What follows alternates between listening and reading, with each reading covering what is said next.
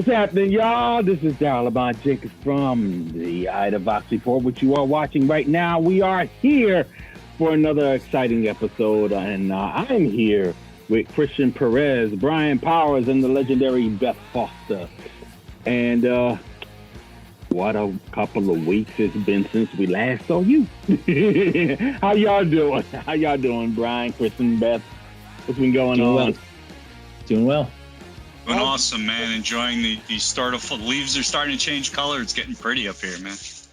Oh yeah, you guys are getting hit early. I'm going to be up there probably in about by the time everybody sees this, I would have been there and then I'm gone. But I'm going up to Boston. Got to deal with this BS that's been happening over at the Boston Children's Hospital. There's this idiot. I want to make sure there's a couple of videos. The Libs of TikTok, which is a really nasty Twitter account.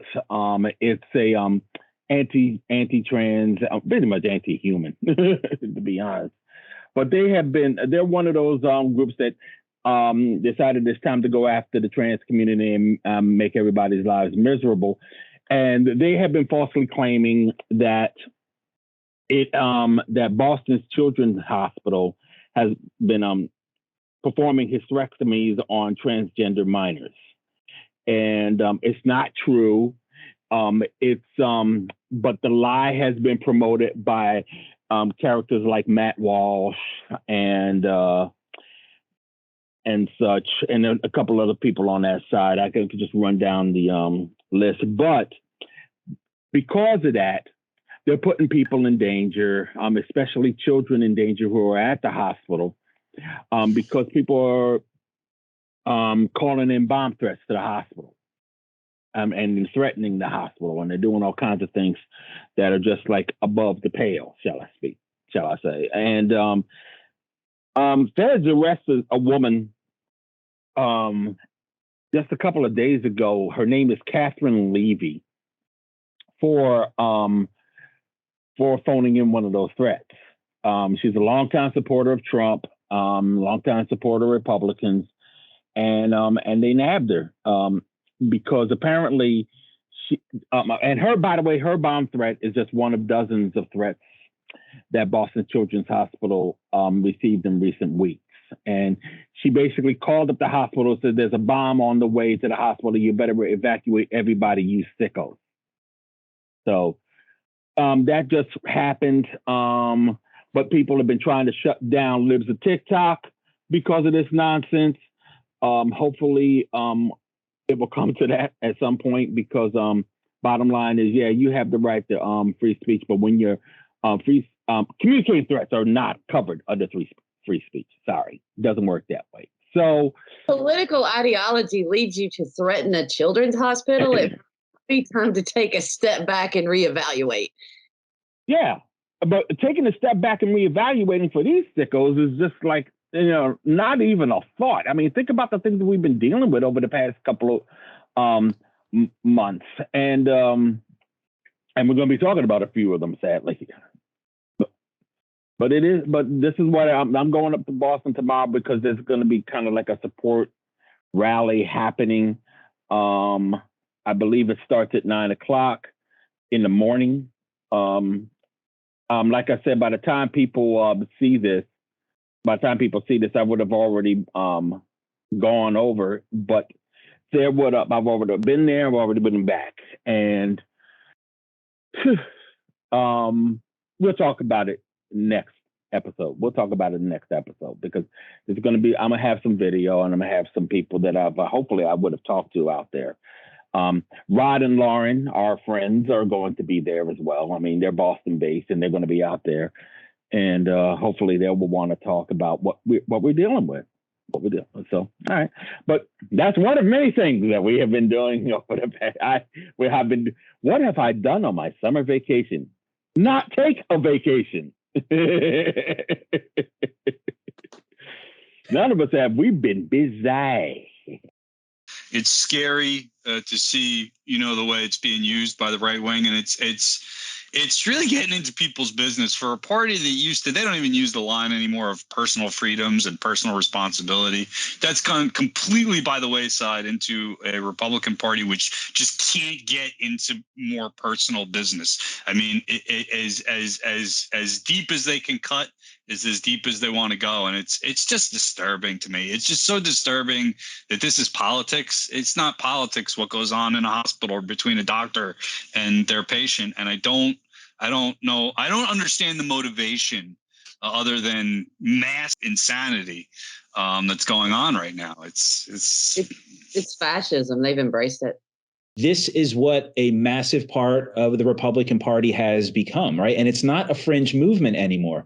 This is mainstream Republicanism. These 3%ers, the January 6th, these MAGA Republicans, these are doctors, these are lawyers, these are politicians, these are paramedics. These are not fringe people living out in the middle of nowhere. And we see it. It's happening everywhere. And that's one of the reasons we have this show. Is we're here to connect the dots. These aren't things that are all happening in a vacuum. Daryle is traveling the country, and part of this work is he's connecting the dots, and that's the work we're doing here. And it's something to bear in mind when you see the attacks on the trans community, when you see the attacks on the LGBTQ community. They lost this 30 years ago. They lost this war 30 years ago. And thanks to our TERF community out there, which is supposed to be on the side of the, which is basically a bunch of liberals that feel that they have to go and defame the trans community. Now we have a revitalization of all of that, of the attacks on not just the trans community, but everybody in the LGBTQ community. And by extension, women's rights. That's what I went out to California to check out. People were pushing back against that because the Proud Boys were doing their annual annual protest against Planned Parenthood in Modesto, California. So I flew out there, and they shut it down. Our people shut it down. I mean, 4 or 5 of them started walking up. And I don't think they had anything to do with the core group that was supposed to, that had the so-called permit that were supposed to protest there. But they came walking up. And as soon as they came walking up, everybody was chasing them away, telling them to go to hell, get out of here. And the police, all dressed in riot gear, said, this is now an unlawful assembly. One of us got arrested. 2 of them got arrested. There were smoke bombs. They burned a freaking bush. How symbolic. But Modesto is not exactly a town. I understand it is not exactly a town that's friendly to liberal ideas. I mean, come on. I went past a tag that said N-words are here and some nonsense like that. The Proud Boys and company, they didn't even go to that Planned Parenthood after they realized that they weren't going to be allowed. They went to another abortion clinic and protested there. And it was about 1.5 miles down the road. And there was only 20 of them. That was important because I had, they were supposed to have like hundreds. Like back in the day, they had hundreds. Like last year and the year before, they had a couple of 100 people come. Now it was down to 20. And we got about 30 seconds before I have to get out of this segment. But I would say that it's been busy. We have been busy, and I will talk to you more about some of the stuff I've been doing over the past couple of weeks, including what I was doing in Atlanta. I told you I was going to go to that conference, but there wasn't anything going on at that conference. But there was a group that I think we should learn more about. I'm going to just go over time for a little bit to mention it. There's a group out there. There's a huge park out there that some folks calling themselves the forest defenders are trying to preserve and keep from. I got you. Shut up. Dismiss. Okay, now I learned that I also have to turn off the alarm there, but there's a park out there that they're trying to protect, trying to preserve from some developers who want to turn it into a sound stage / police training area. And it's kind of like Occupy. It's kind of like an Occupy park. Occupy state. I don't know if it's a state park or a county park or whatever, but I'll tell you, I'll explain more about that. I also have to talk about what happened here in Jersey when the New Jersey European Heritage Association had tried to inject themselves into a parade in South Plainfield, New Jersey, and they got basically yelled at by the residents, pushed out by the cops, and they just had to take up the rear like 3 blocks away. I was all over the news on that one. You can find the story on Idavox. You can see the video on Idavox and on Twitter. It was out of sight to see the area just stand up and just say, yo, we got to push back on this. I got to tell you, that's a Republican town. That's a Republican town. And the fact that and I've been making the point, they immediately condemned the NJEHA. This is one of those groups that went to Charlottesville. They're straight up neo-Nazis. And it's good that your conservatives are not monolithic, right? That there are some old-timey Republicans out there that do seem to be willing to stand up against white supremacy, and that's a good thing. And we should highlight the difference. And to a person, the city council immediately went boom, boom. We are against this. We're against this. We're against this. And it was a departure from what we saw in Woodbridge, New Jersey, when the Proud Boys came there, were allowed to speak, and were not condemned by the city council there, and they were Democrats. And I mean, we've been complaining about that for months. That happened in December, and they still won't condemn them. But this Republican crew Republican city council was quick to go after the NJEHA. And that brings me, by the way, speaking of Woodbridge, to Timothy Hale-Cusanelli, who is, for those, and the reason why it brings us to that is because those Proud Boys are connected to a woman who was the aunt of Timothy Hale-Cusanelli. Hale-Cusanelli is one of the guys who got arrested during January 6th for his January 6th stuff. Matter of fact, he is especially notorious because he was I believe he was in the Navy, and he had a thing about cosplaying Hitler, promoting neo-Nazi ideology, and the Proud Boys are connected to his aunt, who is trying to get him out of jail. He ain't getting out of jail. He got convicted in May, and he is right now they're recommending 6.5 years in prison. Oof. So, but he's about to catch some hell. Because according to the Raw story, of who basically got this from Law and Crime, federal prosecutors are warning in a sentencing recommendation that Hale-Cusanelli is trying to organize extremists behind bars.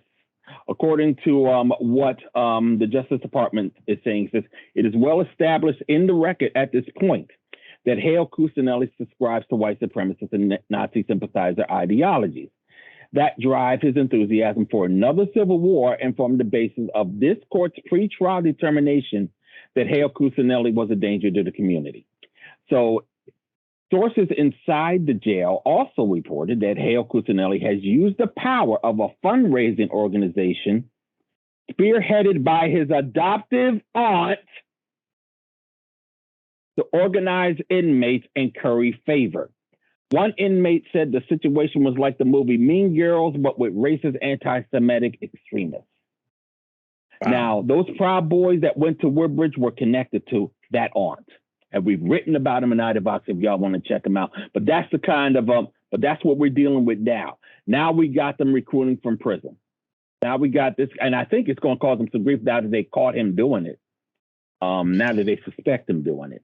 But it gives you an idea of what kind of separation the Proud Boys have with the who call themselves non-racist or anything like that, because they have black members and all, and the straight up neo-Nazis. And Woodbridge City Council couldn't say a thing about them. Brian, yeah. I was just about to. I was going to. You kind of answered my question a little bit there, but maybe you could expand a little bit on the silence that has come from Woodbridge city leaders. Now, I used to live in this town, and I lived there for 14 years, and it's a deeply racist town. I mean, it really. Everybody thinks like, oh, New Jersey liberal, kind of near New York City. No, man, there were Trump flags everywhere. I saw Trump's flags being flown at high school football games. You know, the Democratic mayor actually said to me when I told him I wasn't a Democrat or a Republican, or when I told him I wasn't a Democrat, he said, "Oh, I govern more like a Republican anyway." So you know, thinking when I told him I wasn't a Democrat that I was a Republican. You know, oops, you know, on his part. And when I told him, I said, "No, I'm a communist." He the look on his face was priceless, and he ran away. Oh yeah, there was nothing to talk about after that one. His name is John McCormick is the mayor. He's been the mayor there for years. He was also the state treasurer for a while. He was under McGreevey, and he's a really Jim McGreevey, former governor of Jersey. Yeah, he also has deeply conservative roots and ties to churches with anti-abortion stances, and he's generally known as a scumbag. Well, I'm going to see if I'm sorry. Go on, Chris. I want to say just quickly again. So like just for all our fans out there and all our listeners out there that aren't from New Jersey, just a quick lesson. New Jersey Democrats are not like Democrats in the rest of the country. Democrats in New Jersey, New York, Chicago are not like Democrats in the rest of the country. Just keep that in the back of your mind. Very centrist, very conservative, very pro-business. Just so you know, you're not dealing with, you know, your Midwestern liberals. These are very much wheeling and dealing conservative Democrats. Well, that's what you're dealing with when you deal with Democrats in the Northeast in general, whether you're talking about Boston, whether you're talking about New York, whether you're talking about Philly. Remember, Frank Rizzo was a Democrat, and he was one of the nastiest racists in politics in his day. It's when you start getting away from this part of the country that you start seeing Democrats acting like the Democrats that we all know and like. But up here, like he said, McCormick said, he governs as a Democrat. I mean, governs as a Republican. And when you think about the fact that, you know, Woodbridge was the home of Bob Grant. I mean, a lot of people don't know who Bob Grant is, but Bob Grant, to give an idea of how bad he was, I mean, this is a guy who used to go on the radio talk about how indigenous people, he's called them Indians, should consider themselves lucky we let them survive. Said that George Holliday, who videotaped Rodney King, he hopes he gets what's coming to him. Used to call Martin Luther King a scumbag on the airwaves. Used to allow neo-Nazis to leave their contact information on the air. But he wasn't a racist. Yeah, I mean, and that's. I mean, I'm not telling you anything you don't know, Daryle. But for me, that's like the same playbook. It's promote, and then when they're confronted, they become like children. Oh, I'm just getting the word out there, and it's the same playbook every time. There's nothing new with these types. And Beth, I know this is probably all new to you because we're sitting there talking about New Jersey, but you got the same situations all over the country. I mean, you got some folks who say that they're all about it, but then they turn around and stab you in the back, and it gets annoying. If you want to say anything about it. I was just reading about Cusanelli. I wasn't familiar with him. He's a scary dude. There's pictures here that I'm looking at where he's dressed up like Hitler. They asked him what he would do if he was in charge of America, and he says he would give all Jewish people 24 hours to leave the country. And to think that he's being able to organize while in jail, he wishes that the only regret he has about January 6th is that it didn't become a full-blown civil war. Yeah.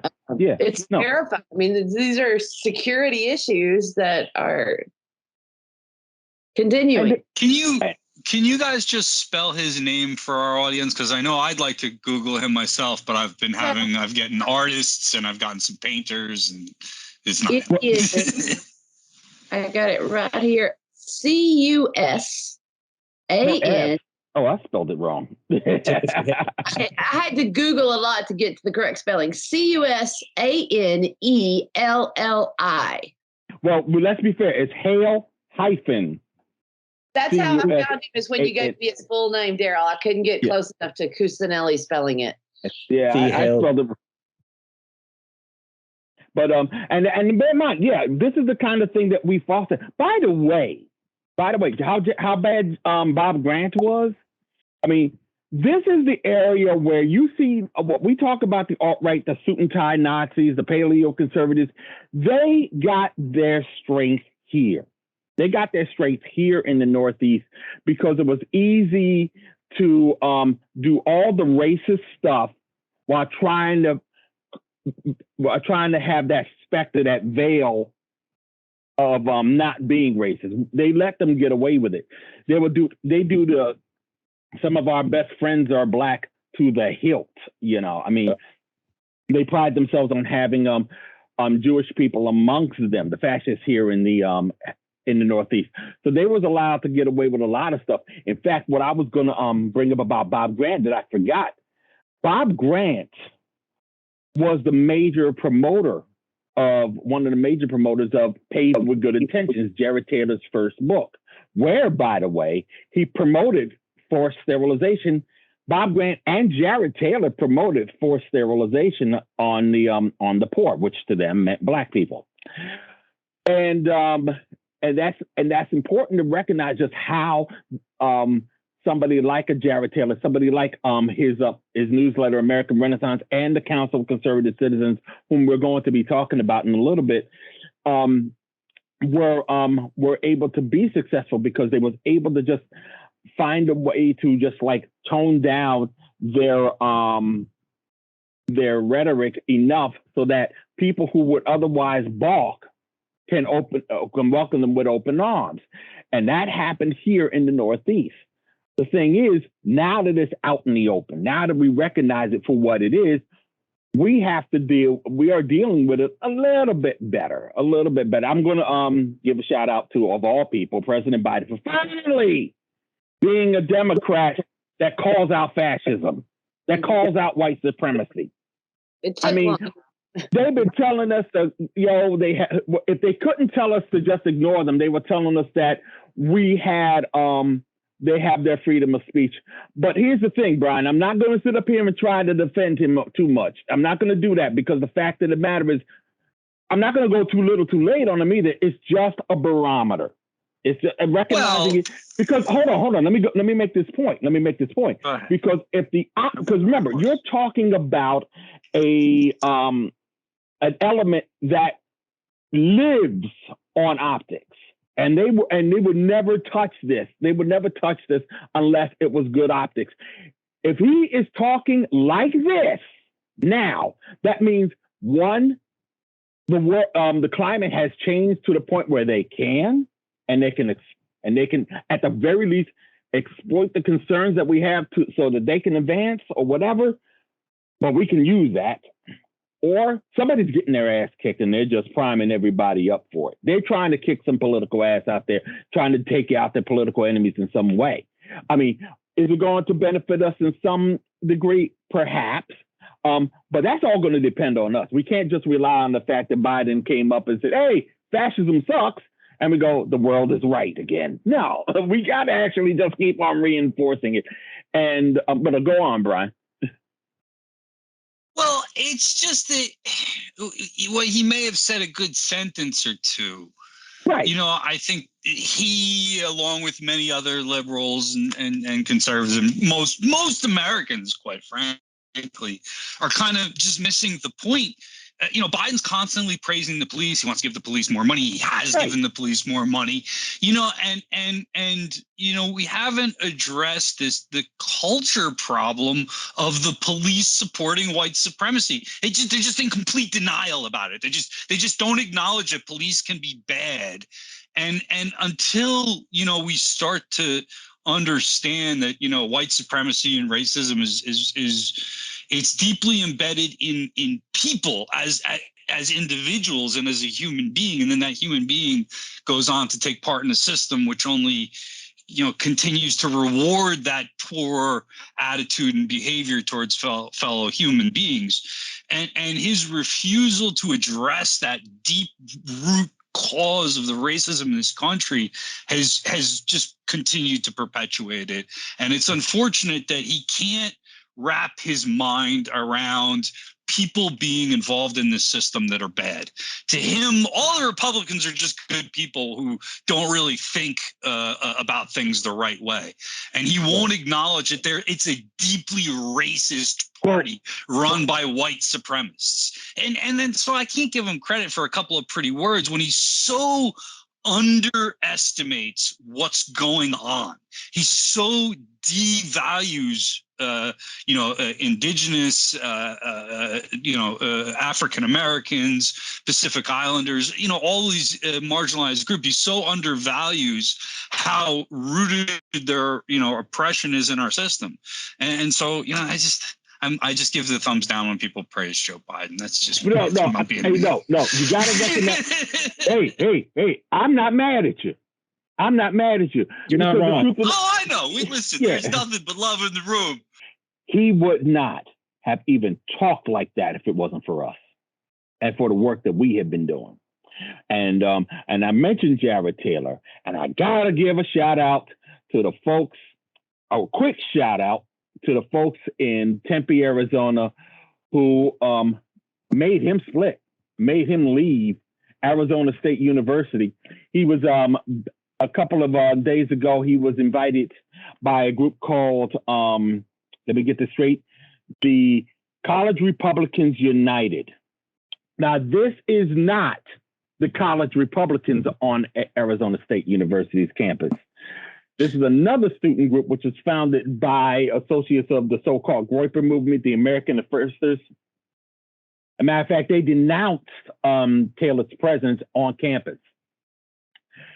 And for a couple of weeks, people were basically saying Jared Taylor's coming to Arizona to speak, coming to Arizona State ASU to speak, and we need to have some sort of opposition to them. And they got it. They actually, the College Republicans United, CRU, thought they were going to have a larger crowd after all the hoopla, and they moved it from the hall that they originally had to a larger one. But it had a capacity of 438 people. There was not 438 people in that auditorium, and Taylor left early. Now, as for the counter protesters, there was well over 100 that turned out to oppose. Nice. And some were able to have discussions with the attendants who were outside trying to talk trash. University officials and event organizers tried to push back on people who were opposed to that. And they tried to say that our event is a victory for free speech. ASU is a public educational institution that's committed to free, robust, and uninhibited sharing of ideas among all members of the university's community.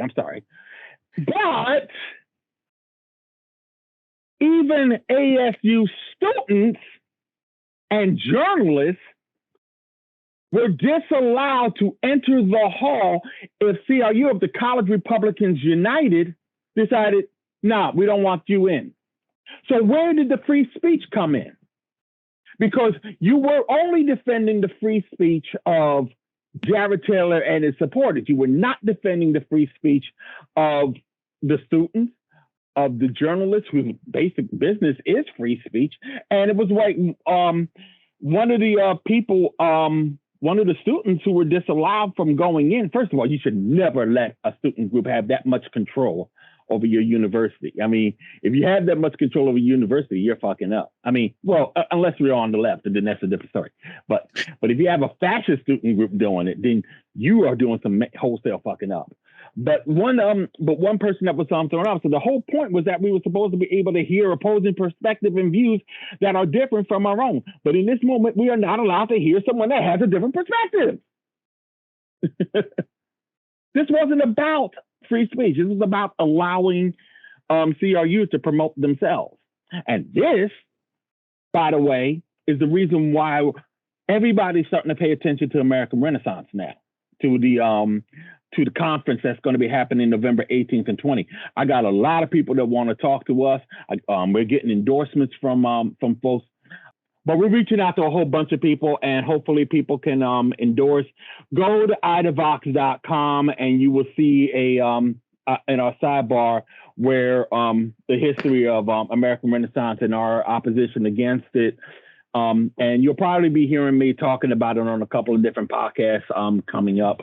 I don't want to say which ones because we just got to nail down the dates and times. So the Southern Poverty Law Center is right now working on an article about it as well. I know some of us just did interviews with them. So we are getting some of that institutional recognition that this is a huge problem in the woods of Tennessee. Yeah, well, Southern Poverty Law Center is the reason why everybody's paying attention, because they talked about the fact that Steve King, former Representative Steve King, is one of the speakers. This is a guy who did the I'm Not Racist thing the whole time he was in D.C., and then all of a sudden here he is. You know, Steve King's a racist. Steve King is, I mean, he was also one of the guys, I mean, without any prompting or anything like that, Republicans were saying, you know what, something's wrong with this dude. So, I mean, they did that on. Right. Like ultimately, like, again, like I'm the conspiracy theory guy. Ultimately, like white supremacy is a pseudoscience. It's a pseudoscience that they build a conspiracy and they make money. But I'm not telling you anything you don't know. Right. It's more profitable for Steve King to play white supremacist talking head and go on his speaking tours and do what he does than to be an active. Well, he's not going to get elected anymore. But I mean, that's what it is. I mean, they go on speaking tours. It's why Donald Trump still goes on tours. Was Mitt Romney's whole campaign, shtick 10 years ago, right? They're catering to this group. It's a cottage industry. It's a cottage industry of lies, of hate. And, that's what Alex Jones does. It's what David Icke does with the reptile people, and it's what white supremacists do. I love that framing, Christian. I had never thought of white supremacy as a conspiracy theory, but it absolutely is. It's a pseudoscience, right? So there's a conspiracy theory built around it, right? So that's the relationship between conspiracy theory and pseudoscience, right? These people see the world, they see themselves as the master race, and it's easy for them. So the question is, why doesn't everyone else see it? Well, it's either A, because it's not true, or B, because there's a conspiracy. Enter anti-Semitism, Zionist occupied government, right? That's the relationship between pseudoscience and conspiracy theory. Same thing with Bigfoot, right? I think Bigfoot is real. Why doesn't everybody else think Bigfoot is real? Well, there's either Bigfoot isn't real, or there's a conspiracy to keep the truth about Bigfoot or aliens or white supremacy or whatever it is. Yeah, white supremacy is, conspiracy theory and bigotry. They're wrapped right up into each other. Demagoguery is conspiracy theory. About it. I like that idea. I like that notion. And the thing is, they live off that conspiracy theory. They live off that theory. And you think about the fact that one of the reasons why we focus so much on American Renaissance. Remember, Jared Taylor was a member of was a board member of the Council of Conservative Citizens, which is a white supremacist group that comes out of those old white citizens councils. And you realize that they have been working on the same playbook that the white citizens councils have had for over 50 some odd years. They're doing it in the mainstream. And a perfect example of that is what Ron DeSantis is doing in Florida. For those of you who are not up to speed, I mean, everybody's seen what Greg Abbott has been doing Governor Greg Abbott of Texas has been doing down there in that state, where they would have migrants, people, asylum seekers, go and busing them into D.C. for some reason. I mean, it's a political stunt, and it pisses me off in particular because while Abbott was telling people that we have to take care of after the Uvalde shooting, he was sitting there talking about we have a mental health problem in this state, and we need to deal with it. He took money out of the department, out of the State Department that oversees mental health in the state of Texas, which, by the way, is 49th in the state when it comes to that, to do this little political stuff where he where he buses migrants over to D.C. Well, not one to be upstage. Here comes Ron DeSantis with his nonsense, where he sees migrants, tells them that they have to be processed in Boston, so get on a bus. Get on a plane, and they fly them out to Martha's Vineyard. They fly them out to the vice president's home in D.C. And now we're talking about illegalities. And they're going to have to investigate whether or not Ron DeSantis and, for that matter, Governor Abbott should be doing any of this. And they probably should be brought up on charges. But and I'm sorry, Beth, I just want to make this point because I brought up the Council of Conservative Citizens, the White Citizens Councils. And the reason why I did that was because they did this in the 60s to Black people, the Black families. They thought that it would be funny. Let's just be real. They thought it would be funny. All those folks in the North who believe that Black people should have civil rights. Well, if you love the Negroes so much, maybe you wouldn't mind having them in your backyard. So they bust a lot of families, about 500 or so, to Boston, to other areas where they was getting their opposition in the North. Now, we saw how that panned out. It's interesting how they don't want to, how they're trying to keep this kind of history from being taught in schools, because it didn't work out all that well. You realize I just found out about what they call the reverse freedom rides. Excuse me, because this happened during the freedom rides. They called this the reverse freedom rides, and it's interesting how I never knew about it until, you know what, just this week. Never knew that they did this. And I'm reading up on it more and more, and I'm like, oh shit.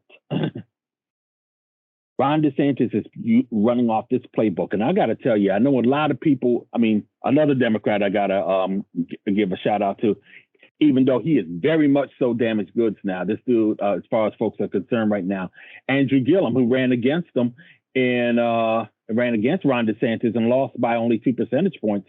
The Black mayor from Tallahassee said flat out in the debate, I'm not saying that Ron DeSantis is a racist, but the racists seem to think he's a racist. Ooh. And Ron DeSantis is using the playbook of racists, so I wonder why. And even the you know how I caught this? I caught up this information. It was because the JFK Library, Presidential Library, posted an article about what they did back in the day. That's what we're fighting right now. That's what we're dealing with right now. And it needs to be dealt with, and it needs to be dealt with whether or not you can vote DeSantis out, whether or not you can vote Abbott out. It needs to be dealt with so that they're not allowed to do it, even if they do stay in office, or maybe to the point where they're out of office, regardless of whether or not they win in November. That's my attitude about it. That is my straight up attitude about it. So that's what we're fighting. That's what we're dealing with. Anybody got anything to say about all that? A couple of things I'd like to say, just remembering ordinary people at the center of this. The first thing is about those people who were trafficked. It was human trafficking. Yeah. That's what DeSantis is guilty of in the most vile kind of gross movie. We will promise you jobs. You can learn to speak English if you'll just get on people food. They promised people food. They were lied to. That's the important part to remember. They were lied to. And the other part of the ordinary people story, especially as an anarchist, think ordinary people sometimes can do and be so much better than we give them credit for. The people in Martha's Vineyard, this was not I didn't know this, but there's the most of the population on Martha's Vineyard is people who live there year round. They're working class people. 1 in 6 access the island's food banks during the winter because there's no work in the winter.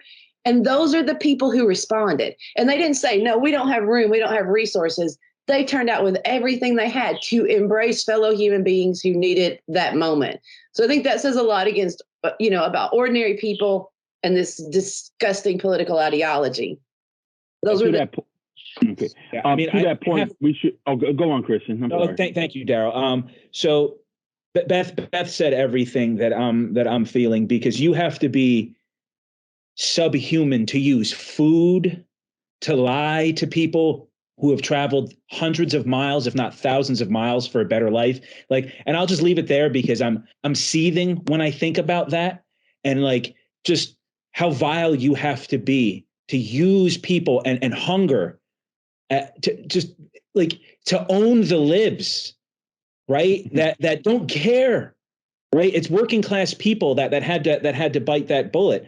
And two other things I wanted to add is Florida and Florida governors seem to have a habit of wasting money on nonsense, right? Because we're dealing with Ron DeSantis paying for plane tickets, paying for bus tickets, and all this optical nonsense, right? When just before him, the previous governor, now Senator Rick Scott, cut all the funding for, what was it, for mosquito care in Florida. So when Zika came, what was that, 6-7 years ago, they were totally unprepared for it. Florida and Florida politicians, Florida has a history of shooting themselves in the feet.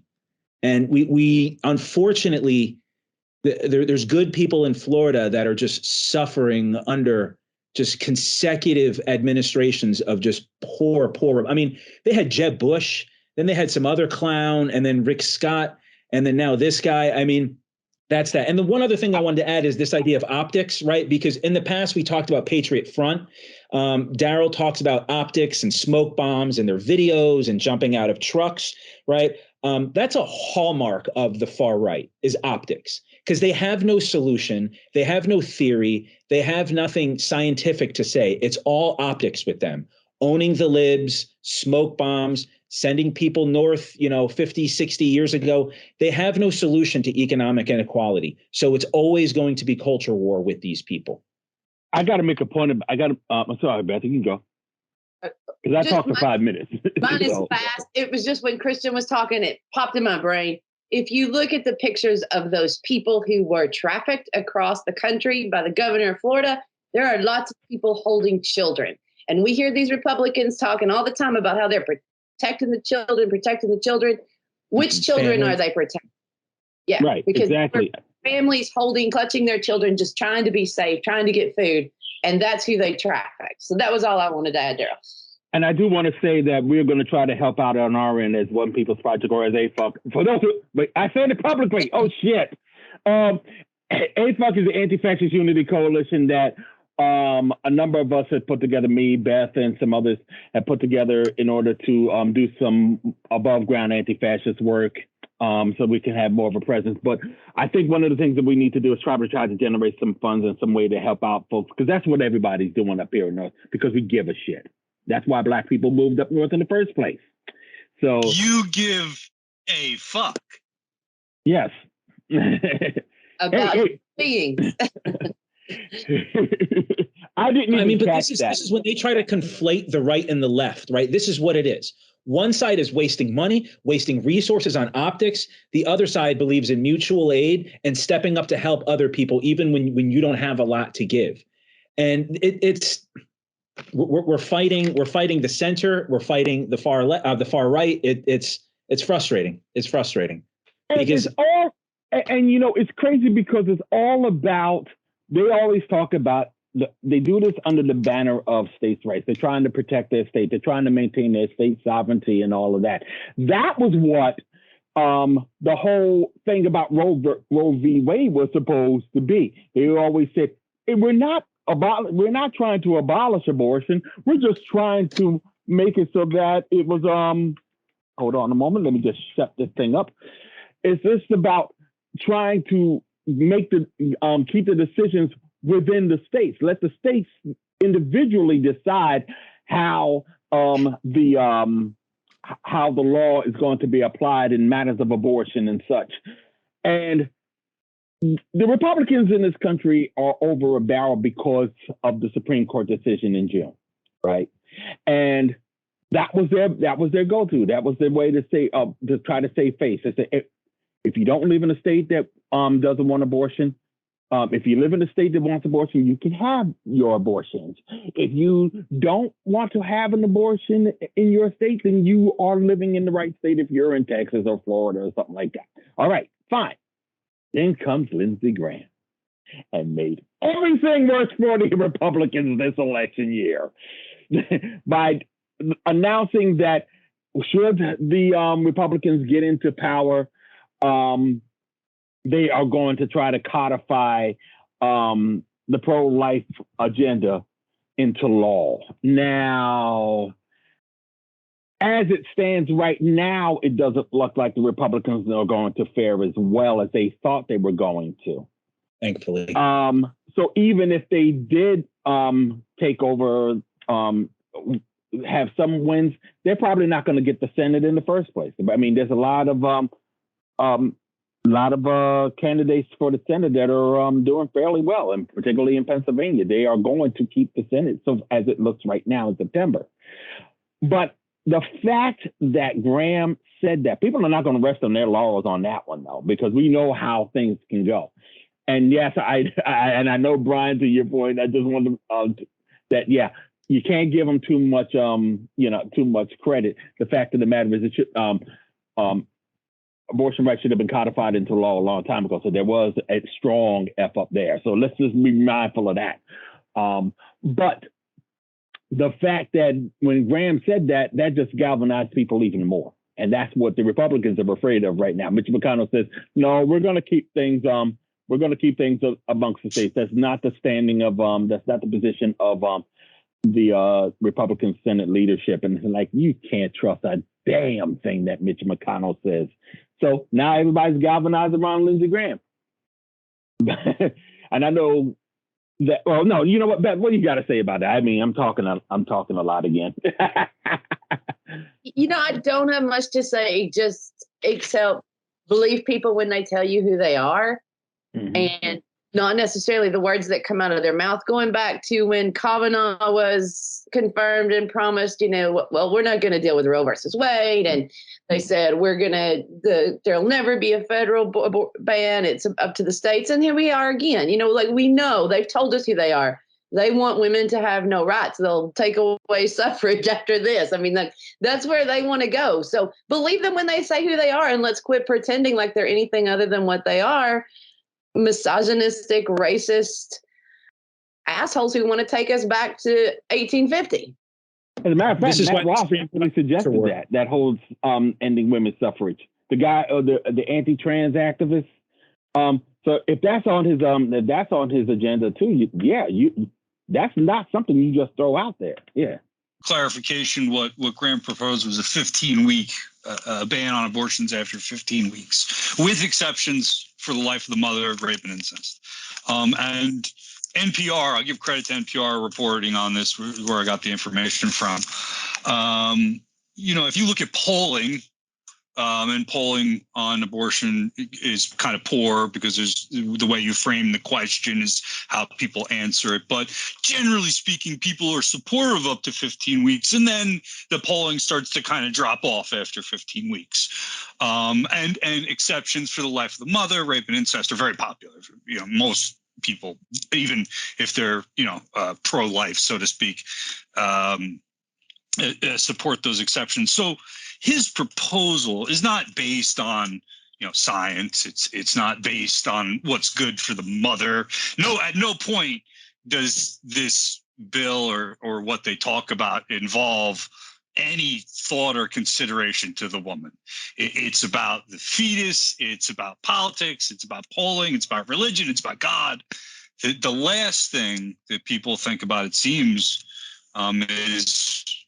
is a woman, and it's a backwards example of their ideology. And I think it's important to point out where their ideas come from and how they're coming up with proposals. And I think they just have no ethics or morals involved whatsoever. It's all about politics. It boils down to politics, and it's very sad because women are going to die, people are going to die because of this nonsense that's going on in our country right now.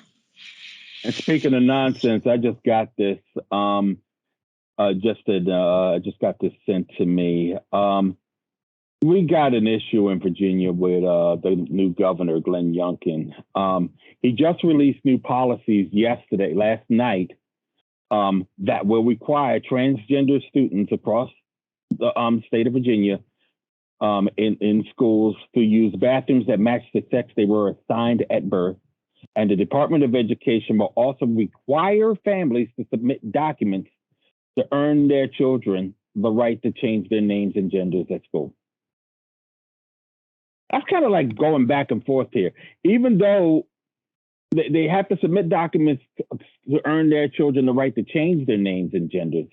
So they can change their names and genders. By the way, that part alone is already screwed up. But even when they do that, they still have to use bathrooms that match the sex they're assigned at birth. That's something that just came down the pike as of last night. That's going to be something we're going to need to discuss at some point. So I just want to let everybody know about that. We will be talking about that.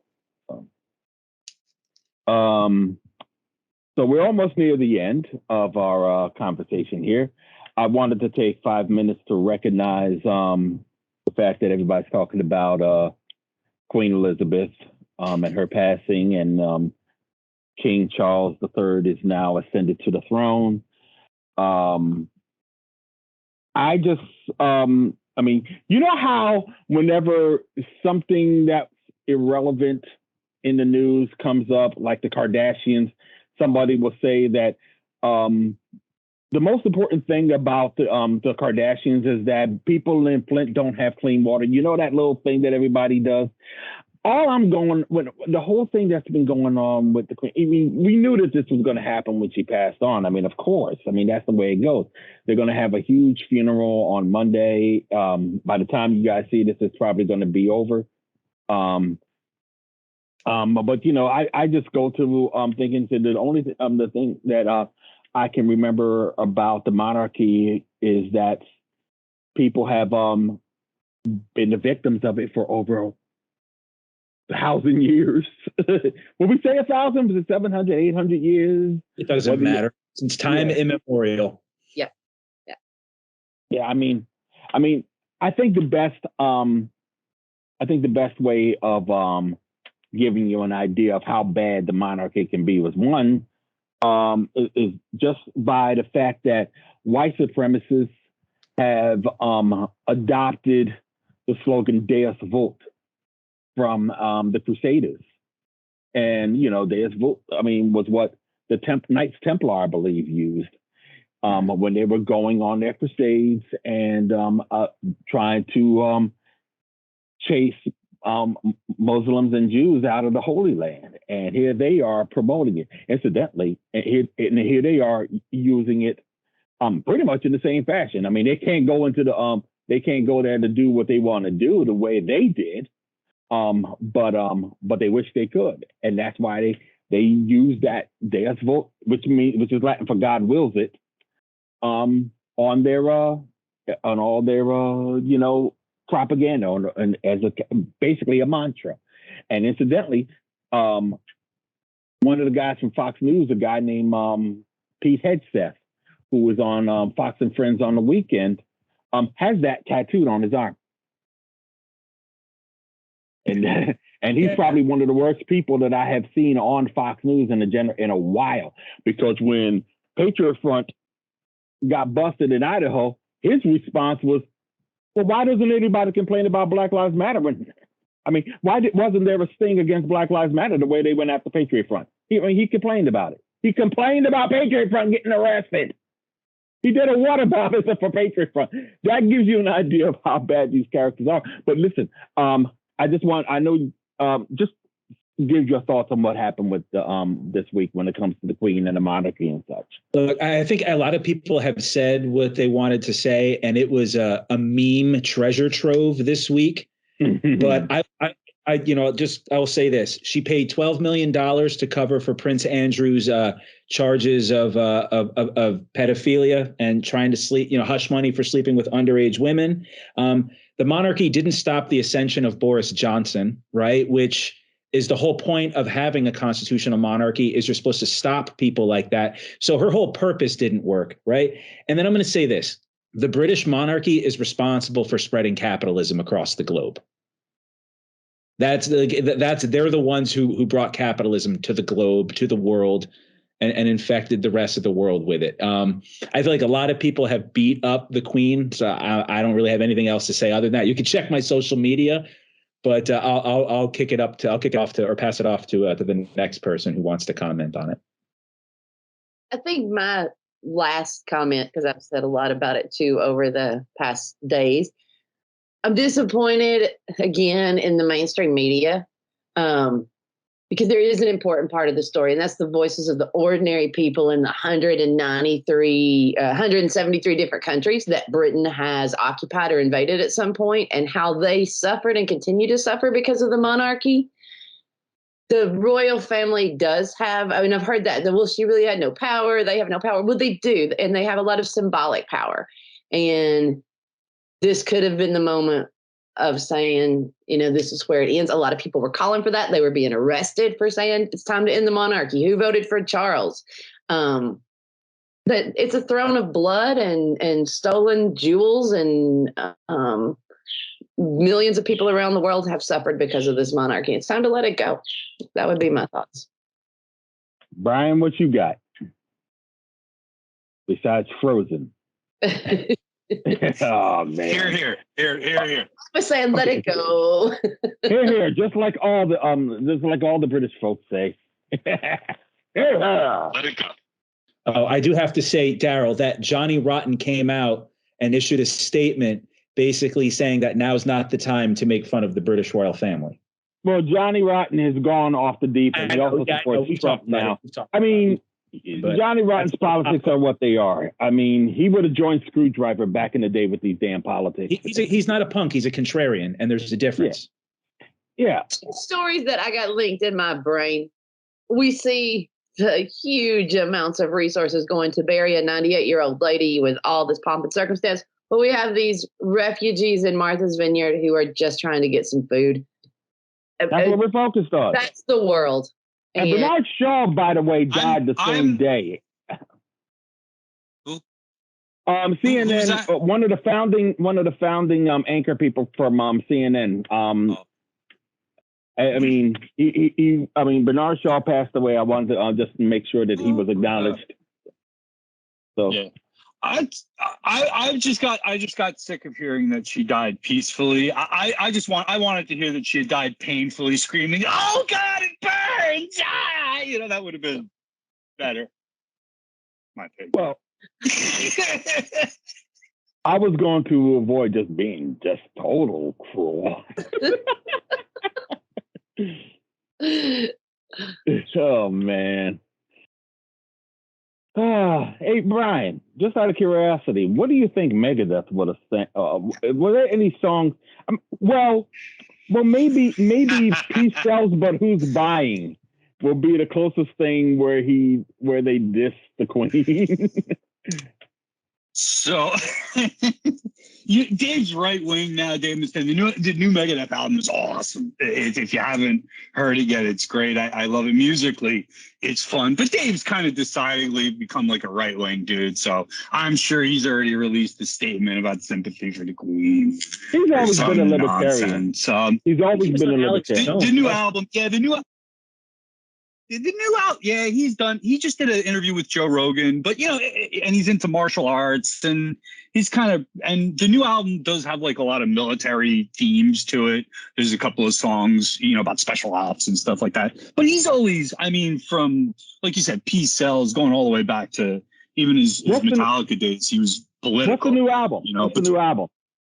Oh, Jesus Christ. Let me go find it. Do some work. We can't sit here and talk about how good the album is without saying what the album is. I mean, it is. We'll see how quickly Mike. I'm trying to think of the name. It's got a couple of songs on it. The fun. The Sick, the Dying, and the Dead. The Sick, the Dying. Yep. Okay. It's terrific. And he does a song. There's a song with Ice-T on it. There's a song with Sammy Hagar, which is clearly written by Sammy Hagar. It sounds like a Megadeth version of "I Can't Drive 55." It's really good, and it's definitely different than a lot of stuff you've heard out of Megadeth. That particular song, but the rest of the album's classic, kind of Megadeth sounding stuff. It's a great album. Great album.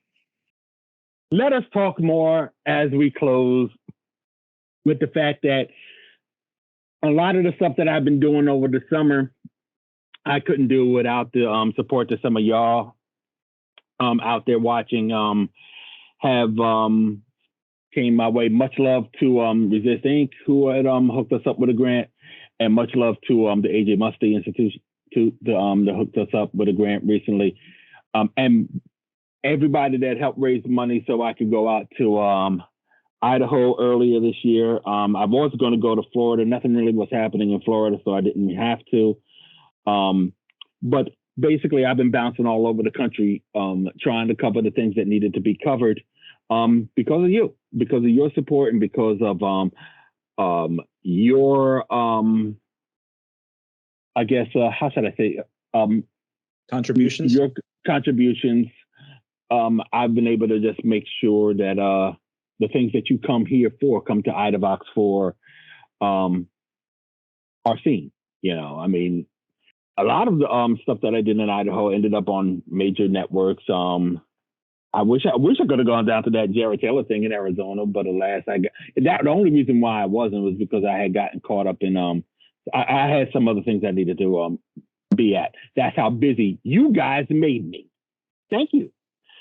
So I've been traveling, flying all over the place. I just came back from Atlanta, as I said earlier. And while one thing was a bust, I found another thing that I needed to focus on, and we're going to be talking more about the forest defenders. Everybody should defend Foster.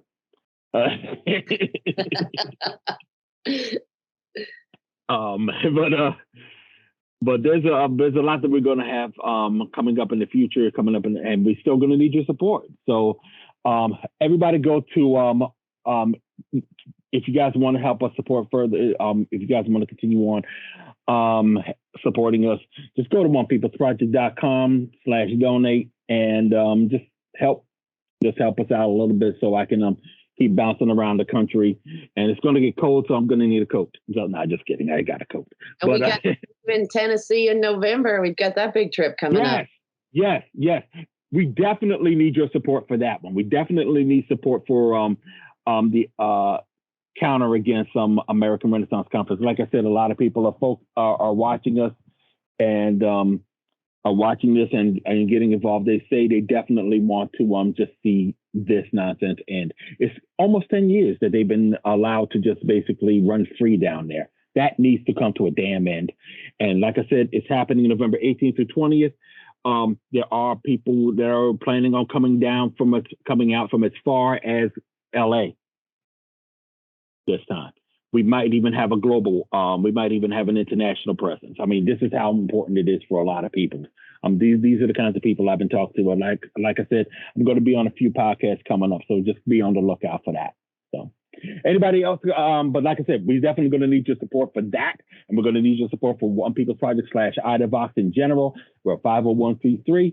So your donations will be tax deductible. So just go to onepeoplesproject.com, and the first thing you're going to see is a button that says donate. So I want to throw this in there as somebody who never leaves their home and shops on Amazon. I know Amazon can be evil, but you can use the evil place to support Idavox and One People's Project by using the Amazon Smiles program on all your purchases, and some of that money will go back to One People's Project instead of Amazon. So. And I will say, in defense of Amazon workers, that they will be the reason why I support Amazon. Yeah. I mean, if anything, they are doing everything they can to basically revitalize the labor movement. They have jumped leaps and bounds to do that. They're putting the labor movement on the front page of magazines now. Them and folks working in Starbucks. So God bless them for doing that. And if there's any reason to support Amazon, that will be it. That will be it. Support One People's Project at the same time. Use Amazon's. Mm-hmm. And I also got to say that that the movie Skin, where I'm depicted by Mike Coulter, aka Luke Cage, and he's also in the TV show Evil. Pretty much the only place you can find it is on Amazon. Daryl's twin. So you can actually use Amazon Smile to rent or buy Skin. Nice. So there's a twofer. There you go. Skin the feature. Skin, the feature film is 2 hours long or so. So because there's also a short film that we did. Don't just type Skin into Amazon. There's going to be some weird stuff popping up. Yeah. Just don't type Skin into Amazon. You're going to regret your choices if you don't choose the right one. So, all right, y'all. Anybody else got anything to say before we head on out? Yeah, I'll just say, if you can, please donate. Thanks for listening. As always, you could follow me, Christian Perez, on Twitter at Perez Podcast. You can find me on TikTok at The Christian Perez. And I actually just started a graduate program. And hopefully in a couple of years, I'll have my doctorate. So we'll see how that works out. So if I'm on social media, wish me luck. And thanks again for listening, folks. All right. Congratulations, Christian. Thank you. Yeah, Brian? Yeah, check out the Maine Pine and Roses podcast. It's put out by the Maine DSA, and I've been editing for them. And they just did a podcast on fake abortion clinics, these crisis pregnancy centers, which pretend to offer services for women, but which really fool them into having babies that they may or may not want. And it's a problem. There's 14 of them here in this state of Maine, which is probably one of the more progressive states in the nation. So you can imagine what's going on across the country. Check it out. Maine Pine, just look for Pine and Roses podcast, and you'll find the Maine DSA. Yeah, we got one of those here in New Brunswick, not too far away from this office. So, yeah. Beth, you have anything? Check out fosterwoods.org. We specialize in education for people in kindergarten through 12th grade that breaks the laws around public school education in several states now. Right. And you can find me on Twitter at Daryle Lamont, at D. Lamont Jenkins.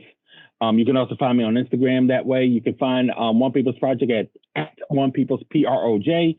Idavox at Idavox OPP, and of course, Idavox.com, OnePeoplesProject.com. And that's it. We are gone until the next time. And we're going to have a few other topics to talk about because everything just keeps moving. So until then, y'all, peace.